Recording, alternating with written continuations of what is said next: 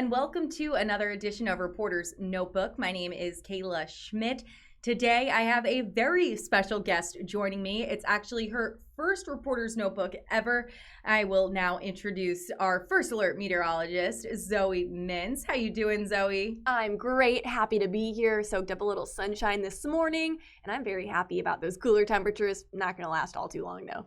And this is, like I said, your first Reporter's Notebook, and you'll be able to do even more as the year goes on into next year because you'll be reporting 2 to 3 days a week now, which is really exciting. So if you want to talk about that and some of the things you've been doing, take it away. Oh yeah, I actually just started training for reporting, but I am really excited to actually get out and enjoy some of those weather conditions that I forecast every day. Actually being outside and able to enjoy those conditions, I'm really excited for it. Actually being able to see the aftermath of some of those weather events, whether it's a high wind storm, you got some flooding. I'm really excited to go out, cover those stories, and really be able to get all of you here in North Carolina staying safe, because that's my biggest goal as a meteorologist, keeping all of you here safe.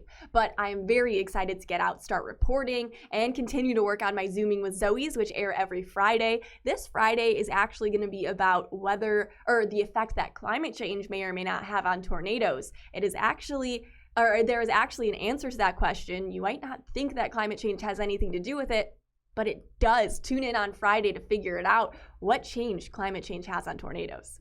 Wow. So as a meteorologist, you definitely look at different types of weather and different types of stories that the average reporter would, correct? Yes, definitely. But I prefer to focus on what has to do with the environment, climate change, or just daily weather phenomenon. Those are my definitely areas of expertise. Now, what made you want to be a meteorologist? I love science. I love the weather, and I'm a huge nerd when it comes to the weather. I am so interested by every aspect of it. It actually wasn't until I came to college that I realized I wanted to be a broadcast meteorologist. I just didn't know if I wanted to study it, be in a lab, work in the government, but I love talking to people, and I want to keep everyone as safe as I possibly can, and being a broadcast meteorologist, I think, is the best way to do that. So that's why I chose broadcast meteorology over other forms of meteorology, and I've always been a weather nerd, so I knew I was going to be studying the weather no matter what.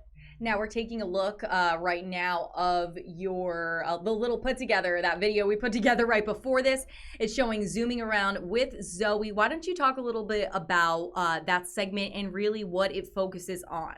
Well, my inspiration for that was zooming around the world, because what we have on WNCT News is what's most pertinent to you in North Carolina. It makes sense. But if you're curious about what's going on with the wildfires across the country, what's going on in the Middle East that has to do with weather, the environment, what's going on in Asia, Australia, things that you normally wouldn't hear about on your daily news, you'll get just a little sneak peek, a little bit of a taste of that as if you zoom around with Zoe on our Fridays. Also, I kind of get into a little more climate change as well, zooming to the Arctic. Last week I did a story about this year we saw the second lowest minimum extent on record when it comes to Arctic sea ice, and only going to continue possibly. So there's going to be stories like that, stories zooming around the world. It's a fun time, I think. And if honestly anyone has any weather ideas for stories for me to zoom around at the place that you want me to cover, let me know and I would be more than happy to do it. Zoom around to New Jersey, my hometown. I love to talk about it. Oh yeah, the trees in New Jersey right now are beautiful. That's definitely something I miss. Definitely. I know I miss the trees in Bloomington. Southern Indiana was gorgeous during the fall. We haven't even reached what feels like fall here yet. I know. Crazy. This week we're still going to see days with 80 degrees, and it's almost the end of October. I'm not used to this, but those of you who want summer to continue, it's going to. Yeah, and Halloween costumes, I guess you won't need a jacket. No, you won't. You can wear those short sleeve shirts and not even have to grab anything with you. Hopefully, I guess we don't know this far out what Halloween is going to be. The good news about Halloween, though, fun fact, there's going to be a full moon. Well, actually, the second full moon of the month, which makes it a blue moon. This is only the first time since, I believe, 1942 that we saw a blue moon on Halloween. And it will also be the first time since before World War II that everywhere across the globe we'll be seeing a full moon. So we'll all be trick-or-treating underneath the same moon on October 31st, whether or not the weather is good for it. You'll be seeing the same moon, whether you're in Asia, you're in Australia, you're in Europe. I'll be under that one big full moon. Super spooky. Super spooky. It's going to be an extra spooky Halloween this year. Definitely. Well, thank you so much, Zoe. I really appreciate you joining me. Thank you. That is it for your edition of Reporter's Notebook. Make sure to tune in tomorrow for another. For now, I'm Kayla Schmidt in the digital studio. Have a wonderful rest of your night.